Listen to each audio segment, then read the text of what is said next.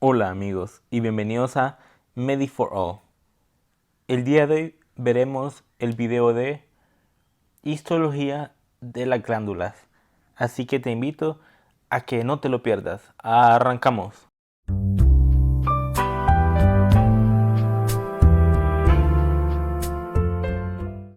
Para empezar, hay que preguntarnos de dónde se originan las glándulas. Pues simplemente se originan a partir de células epiteliales que penetran el tejido conectivo subyacente. Entonces tenemos células epiteliales, que es lo que está más afuera, y van a penetrar en el tejido conectivo.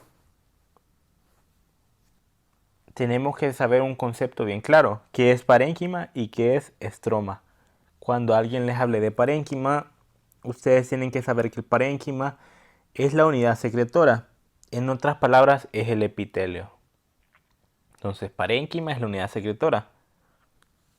Y lo que no es parénquima va a ser estroma. ¿Y qué es el estroma?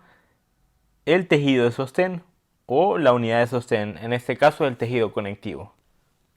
Entonces, los órganos, las glándulas, tienen un parénquima y un estroma. Si vemos aquí, esta es una placa histológica de una glándula mamaria. Entonces vamos a encontrar que hay parénquima y estroma. Estas rosetas o estos cilindros es el epitelio y este es el que secreta. Entonces por ende este es el parénquima. Y lo que no es parénquima o lo que lo rodea y lo sostiene se llama estroma. Las glándulas se clasifican como glándulas endocrinas y glándulas exócrinas. Las glándulas endocrinas se pueden clasificar como cordonales, foliculares o en acúmulos, dependiendo de cómo están distribuidas sus células. En cambio, las exócrinas se clasifican si tienen una célula o muchas células. Entonces, glándula exócrina unicelular es la célula caliciforme. Una de ellas puede producir toda la secreción para considerarse una glándula, mientras que una glándula exócrina multicelular puede tener una forma tubular, una forma acinosa y una forma alveolar. Yo sé que ahorita pueden andar medio perdidos, pero cuando miremos la morfología y las placas va a ser bien sencillo. Ok, algunas características generales de la glándula son que el producto secretorio se produce intracelularmente y se guarda en gránulos secretorios. O sea, no es como que lo produce e inmediatamente lo libera, no. Lo produce y lo almacena en el citoplasma. Las glándulas exócrinas vierten sus productos a través de conductos hacia el epitelio del cual se originan. Entonces acuérdense, cuando ustedes miren glándulas exócrinas, exo para afuera, asocian siempre con conductos. Y si las exócrinas los vierten a través de conductos, las endocrinas hacen lo opuesto, no tienen conductos, sino que vierten el producto al tejido conectivo y de aquí va directamente a los vasos sanguíneos o linfáticos. Entonces cuando miren glándula endocrina, asócienlo con que se produce la sustancia y se libera a la sangre o a los vasos sanguíneos. Ahora repasemos. Dijimos que una glándula era una invaginación del epitelio al tejido conectivo. Entonces fíjense, aquí está el epitelio que se invagina. ¿Qué más dijimos? Que había una unidad secretora o parénquima que es formado por epitelio y una unidad de sostén que era el tejido conectivo, que es el estroma. También dijimos que las células producen su contenido intracelularmente, lo almacenan en vesículas y lo liberan. Aquí estamos viendo una glándula exócrina. Acordémonos, exócrino, conductos. Producen la sustancia, se almacenan y la liberan a un conducto que sale al epitelio del cual se originó. Ese es exócrino. Y otros términos que son importantes conocer, la parte que secreta, porque en esta glándula la parte secretora es aquí donde tenemos estas vesículas o el producto de secreción. Esto se llama adenómero. Y lo que no es adenómero, o sea, lo que conduce, o el epitelio que solo sirve para conducir, que no produce nada, se llama conductómero. Entonces, adenómero, conductómero. Todo esto, parénquima, y el tejido de sostén, el estroma. Ok, esta es una glándula exócrina, acuérdense, tiene un conducto. En cambio, la glándula endocrina, asociémoslo con que su producto de secreción lo libera a la sangre y por tanto la mayoría son hormonas. Entonces miren, este también es epitelio, pero ya no tiene continuidad con algún epitelio de superficie, no, este ya está directamente en el estroma o en el tejido conectivo. Ok, entonces tenemos el epitelio secretor, siempre producen intracelularmente y lo liberan ¿a dónde? Al torrente sanguíneo o al vaso sanguíneo. Ok, ahora todo lo que vimos nos va a servir para identificar estas placas histológicas. Tenemos 3 diferentes cortes. En el primero tenemos una glándula conformada por células que están ordenadas o en fila. Si se fijan, aquí hay un núcleo, otro y van bajando. Y son varios así, varias columnas por así decirlo, o cordones. Aquí tenemos un tipo de glándula. Ahora, en esta siguiente imagen tenemos células que están rodeando como una piscinita. Vemos aquí un núcleo, otro, así hasta que forman esto. Es estructura circular o folículo. Ok. Y finalmente aquí tenemos un montón de células que están juntitas. Miren, porque si se fijan la tinción de aquí es diferente a la tinción de afuera. Sí. Aquí donde hay bastantes células, que el citoplasma y todo es más pálido o menos eosinófilo, están en un, digámoslo como en un acúmulo o en una islita. A diferencia de estas otras estructuras rosaditas o eosinófilas que encontramos en la periferia. Sí, entonces tenemos aquí una glándula cordonal, como dijimos, varios cordones o hileras de células que conforman una glándula.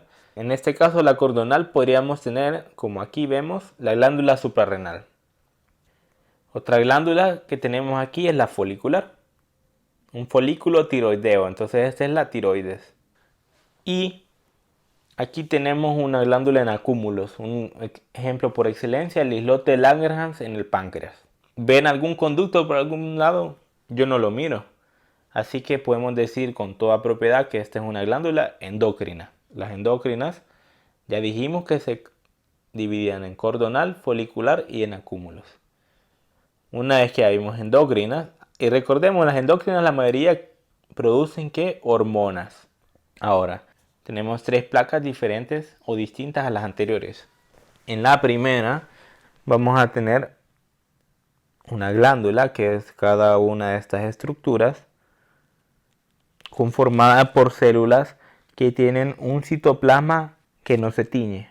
Y el núcleo está en la periferia. Entonces, un núcleo, otro. Y el citoplasma es transparente. En cambio, en la otra placa podemos ver unos núcleos un poco más centrales y el citoplasma ya está teñido más basófilo o más moradito. Entonces, si se fijan, comparen. Citoplasma que no se tiñe, citoplasma que sí se tiñe. Y los núcleos son más centrales. Aquí abajo tenemos otro tipo de glándulas, ¿verdad? Esta se parece a aquel ejemplo donde dijimos que el epitelio se invaginaba al tejido conectivo. Miren, parecen tubitos de ensayo, ¿verdad? Entonces tenemos glándulas con forma de tubo. ¿Qué estamos viendo aquí? Glándulas exócrinas. ¿Por qué? Porque tienen un conducto.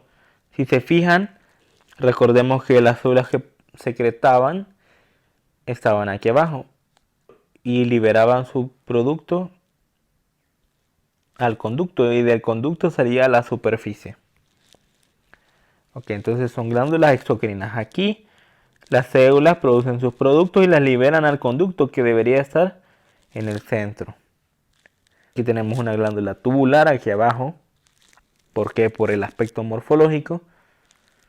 Un acino mucoso. Acino son estas estructuras circulares. Y dijimos que no se teñía el citoplasma y que el núcleo está en la periferia. Entonces es un acino que libera mucina, que al combinarse con agua se convierte en moco. Entonces es un acino mucoso.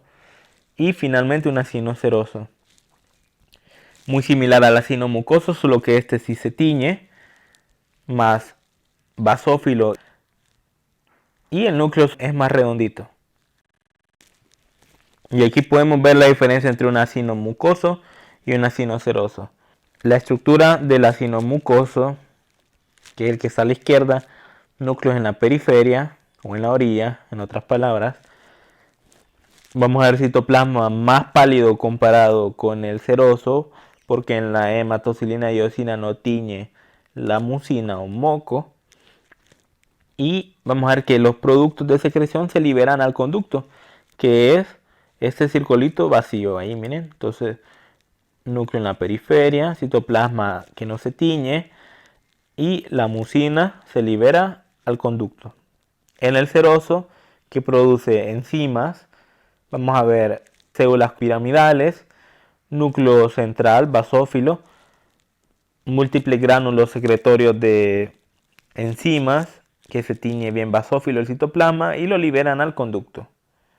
Lo mismo que está aquí entonces, miren, aquí está el acino seroso, con toda la morfología. Miren, núcleos, aquí hay una célula piramidal, otra, con su citoplasma basófilo. Todo está teñido y liberan el producto aquí al conducto. Y el acino mucoso, lo opuesto, son células más aplanadas, un citoplasma que no se tiñe. E igual su producto de secreción, la mucina, va al conducto. Entonces todas son glándulas exocrinas. Ok, pero también tenemos algunas glándulas que son mixtas. ¿Por qué? Porque podemos necesitar de ambas. En el caso de las mixtas pueden ser glándulas salivales, ejemplo las sublinguales. En cambio, los acinos propiamente mucosos en tráquea, donde ocupamos movilizar partículas, cuerpos extraños. Y el acino seroso, pues dijimos enzimas, cuando leamos seroso pensemos en enzimas que degradan cosas. Entonces lo podemos encontrar en el páncreas, las lipasas, las amilasas pancreáticas. Y mixto ya dijimos en glándulas salivales.